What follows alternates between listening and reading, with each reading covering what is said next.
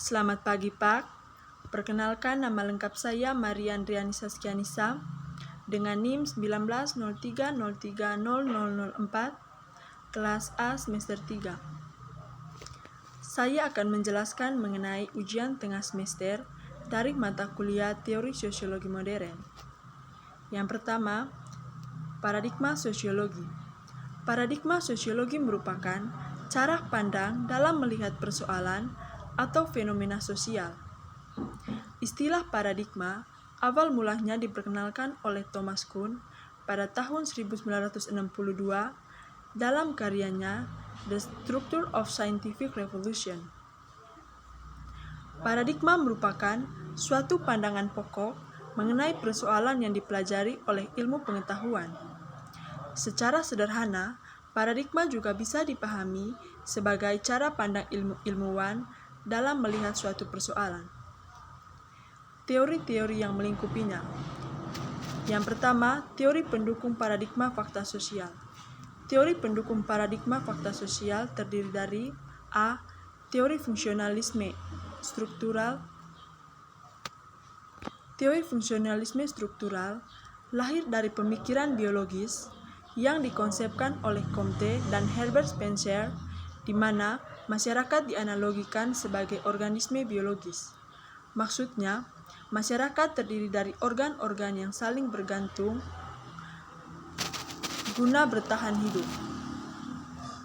Kelemahan teori ini yakni bersifat tertutup terhadap proses terjadinya perubahan sosial karena terlalu menekankan order dari kemapanan struktur sosial yang sudah formal, serta mempertahankan status quo dan tidak membuka kepada orang atau hal lain berperan. Keterlibatan non-status quo dipandang sebagai ancaman bagi masyarakat dan pemegang status quo. B. Teori konflik. Teori konflik merupakan teori yang lahir sebagai kritis atau teori fungsionalisme struktural.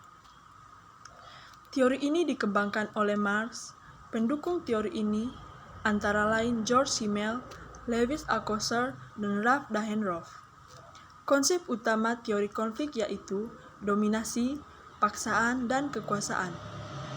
Adapun kelemahan dari teori ini menolak keseimbangan dalam masyarakat dan terlalu menekankan perubahan dalam konteks konflik. Yang kedua, teori pendukung paradigma sosial. Teori pendukung paradigma sosial terdiri dari A. Teori aksi. Teori aksi atau teori bertindak pada awalnya dibangun berdasarkan pemikiran Weber dan Pareto. Menurut Weber, individu melakukan suatu tindakan berdasarkan atas pengalaman, persepsi, pemahaman, dan atas suatu objek stimulus atau situasi tertentu. Di sini, Weber melihat tindakan sosial berkaitan dengan interaksi sosial. Sesuatu tidak akan dikatakan dengan tindakan sosial jika individu tersebut tidak mempunyai tujuan dalam melakukan tindakan tersebut. B. Teori interaksionisme simbolik. Landasan teori ini didasarkan pada analisis Weber.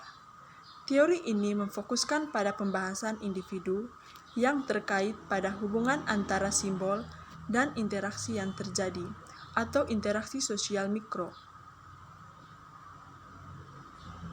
Prinsip dasar dari teori ini adalah: yang pertama, manusia pada dasarnya memiliki kemampuan berpikir. Yang kedua, kemampuan berpikir ini kemudian dibentuk melalui interaksi sosial. Yang ketiga, individu dalam setiap interaksi dengan orang lain mempelajari makna dan simbol yang memungkinkan mereka menggunakan kemampuan berpikirnya. Yang keempat, setiap individu dapat memodifikasi makna dan simbol yang mereka gunakan dalam tindakan dan interaksi berdasarkan tafsir mereka atas situasi yang ada. Yang kelima, setiap individu dapat menentukan tindakan apa yang dilakukan setelah individu tersebut menafsirkan situasi. Yang keenam, dari interaksi ini, kemudian individu tersebut menciptakan kelompok dan masyarakat. Adapun kelemahan dari teori ini adalah mengabaikan pembahasan pada struktur sosial makro seperti nilai-nilai, norma sosial, hukum, serta institusi sosial, dan terlalu fokus pada pembahasan interaksi sosial mikro atau hubungan antar pribadi. C. Teori fenomenologi. Teori ini berpendapat bahwa manusia atau individu bisa menciptakan dunia sosialnya sendiri dengan memberikan arti kepada perbuatan-perbuatannya itu. Teori ini muncul sebagai reaksi atas anggapan yang memandang bahwa manusia atau individu dibentuk oleh kekuatan-kekuatan sosial yang mengitarinya. D. Teori etnometeorologi. Teori etnometeorologi merupakan cabang dari fenomenologi. Etnometeorologi berusaha mengungkap realitas dunia, kehidupan dari individu atau masyarakat. Etnometeorologi mempelajari dan berusaha menangkap arti dan makna kehidupan sosial suatu masyarakat berdasarkan ungkapan-ungkapan atau perkataan-perkataan yang mereka ucapkan baik secara eksplisit maupun implisit. Yang ketiga, teori pendukung paradigma perilaku sosial. A. Teori behavioral sosiologi. Teori ini menekankan adanya hubungan historis antara akibat tingkah laku yang terjadi dalam lingkungan individu dengan tingkah laku yang terjadi sekarang. Akibat dari tingkah laku yang terjadi di masa lalu akan mempengaruhi tingkah laku yang terjadi di masa sekarang. B. Teori pertukaran. Teori pertukaran dikembangkan oleh George Hohmann. Teori ini berangkat dari asumsi dasar bahwa semua kontak di antara manusia bertolak dari skema memberi dan mendapatkan kembali dalam jumlah yang sama. Secara garis besar, Hohmann menyusun 5 proposisi dari teori ini, yaitu yang pertama, semakin sering individu melakukan suatu tindakan tertentu yang dinilainya membawa keuntungan atau manfaat, maka semakin sering individu tersebut akan melakukan tindakan yang sama. Yang kedua, jika di masa lalu ada stimulus yang dimana tindakan individu tersebut memperoleh ganjaran atau positif, maka semakin besar kemungkinan orang itu melakukan tindakan serupa. Yang ketiga, semakin tinggi apresiasi yang diberikan atas suatu tindakan individu, maka akan semakin sering individu melakukan tindakan tersebut. Yang keempat, semakin sering seseorang menerima satu ganjaran dalam waktu yang berdekatan, maka semakin kurang bernilai ganjaran tersebut. Yang kelima, bila tindakan seseorang tidak memperoleh ganjaran yang diharapkan atau menerima hukuman, maka akan timbul perasaan emosi atau kecewa dalam diri individu tersebut. Sebaliknya, bila seseorang menerima ganjaran yang lebih besar dari apa yang dia harapkan, maka dia akan merasa senang dan lebih besar kemungkinan dia akan terus melakukan perilaku tersebut. Yang keempat, teori pendukung paradigma integratif atau multiparadigma. Teori pendukung paradigma integratif terdiri dari yang pertama, teori konstruksi sosial. Teori konstruksi sosial bermula dari analisis Peter Ludwig Berger dan Thomas Luhmann. Peter L. Berger dan Thomas Luhmann melihatkan bahwa manusia dan masyarakat merupakan produk yang dialektis atau thesis mark. Maka keduanya bukanlah sesuatu realitas tunggal yang stagnan dan absolut. Untuk itu, realitas memiliki dimensi subjektif dan objektif. Yang ke-B, teori strukturasi. Awal lahirnya karya Anthony Giddens ini dilatar belakangi perbedaan pandangan subjek meter pada kajian ilmu sosial. Perbedaan ini melihat bahwa struktur atau makro adalah yang lebih berperan dibandingkan dengan individu atau mikro, yang oleh Anthony Giddens disebut agen. Anthony Giddens berusaha menjadi penengah dengan menunjukkan bahwa yang terpenting bukanlah agen ataupun struktur, melainkan interaksi keduanya Pemikiran Anthony Giddens ini kemudian dikenal dengan nama teori strukturasi. Teori fungsionalisme struktural menurut para tokoh. Yang pertama, Robert K. Merton. Robert K. Merton berpendapat bahwa objek analisa sosiologi adalah fakta sosial seperti peranan sosial, pola-pola institusional, proses sosial, organisasi kelompok, pengendalian sosial, dan lain-lain. Konsep lain dari Merton yakni mengenai sifat dan dari fungsi dibedakan atas fungsi manifest dan fungsi laten. Fungsi manifest adalah fungsi yang diharapkan. Fungsi manifest dari institusi perbudakan di atas adalah untuk meningkatkan produktivitas di Amerika Serikat. Sedangkan fungsi laten adalah fungsi yang tidak diharapkan.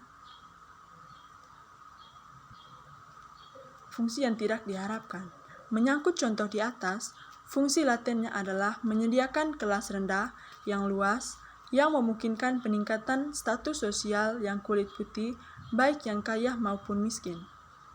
Yang kedua, Talcott Parsons. Talcott Parsons salah seorang penganut teori fungsionalisme struktural.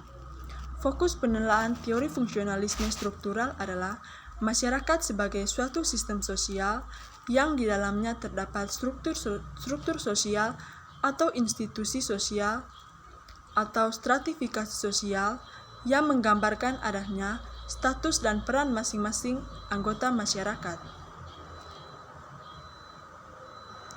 Teori ini memandang masyarakat sebagai suatu sistem yang terdiri atas bagian-bagian sebagai sub-subsistem yang saling berkaitan. Misalnya, agama, pendidikan, struktur politik, keluarga, pertahanan keamanan, ekonomi, pers, dan sebagainya. Teori fungsionalisme struktural dari Parsons banyak diterapkan dalam organisasi modern, dalam negara, provinsi, sampai pada organisasi pemerintahan yang paling kecil, yaitu kelurahan dan desa. Teori konflik sosial menurut para ahli. Yang pertama, teori konflik menurut Lewis A. Coser. Menurut Coser, konflik yang terjadi di masyarakat dikarenakan adanya kelompok lapisan bawah yang semakin mempertanyakan legitimasi dari keberadaan distribusi sumber-sumber langka. Coser menilai bahwa konflik tidak selalu bersifat negatif, namun konflik dapat mempererat dan menjalin kerukunan dalam suatu kelompok. Yang kedua, teori konflik menurut Karl Marx. Karl Marx memiliki pandangan tentang konflik sosial sebagai pertentangan kelas. Masyarakat yang berada dalam konflik dikuasai oleh kelompok dominan.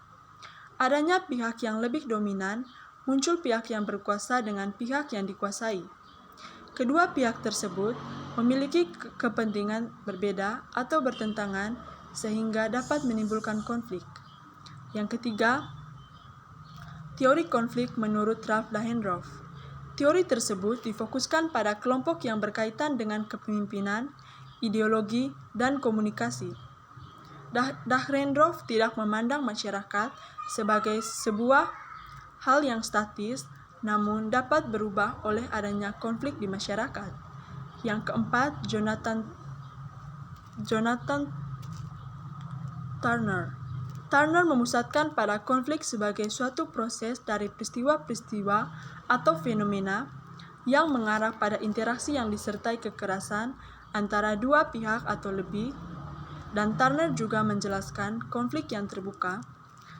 Singkatnya adalah sistem sosial terdiri dari unit-unit yang saling berhubungan satu sama lainnya, dan di dalamnya terdapat ketidaksinambungan pembagian kekuasaan dan kelompok-kelompok yang tidak memiliki kekuasaan mulai mempertanyakan legitimasi. Pertanyaan tersebut mengubah kesadaran untuk mengubah sistem alokasi kekuasaan. Teori pertukaran sosial. Teori pertukaran merupakan teori perilaku sosial atau behavioral. Teori ini menganggap perilaku manusia atau aktor membentuk pola hubungan antara lingkup terhadap aktor. Perilaku manusia disambut reaksi dari lingkungan yang kemudian memengaruhi balik perilaku setelahnya. Jadi, hubungannya adalah dari aktor ke lingkungan, balik lagi ke aktor, lingkungan, baik sosial atau fisik, di mana perilaku aktor eksis, memengaruhi balik perilaku aktor. Teori dramaturgi. Teori dramaturgi sebagai teori sosiologi memahami dunia sosial melalui interaksi sosial.